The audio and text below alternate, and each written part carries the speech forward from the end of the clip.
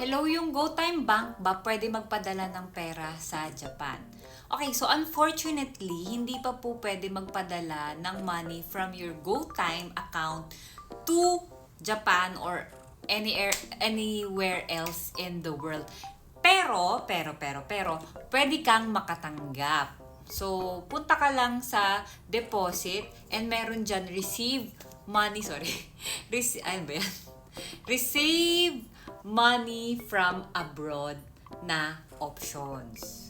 So, pag binuksan mo yan, meron kang mga different platforms na pwedeng magamit using your GoTime number. Like yung Swift, Ria, Wise, WorldRemit, Payoneer, Instarem, MoneyGram, Remitly, Western Union, PayPal, and Revolut. Ayan. So, yun. Sa madaling sabi, hindi tayo pwede magpadala, palabas, pero papasok is pwede tayong tumanggap.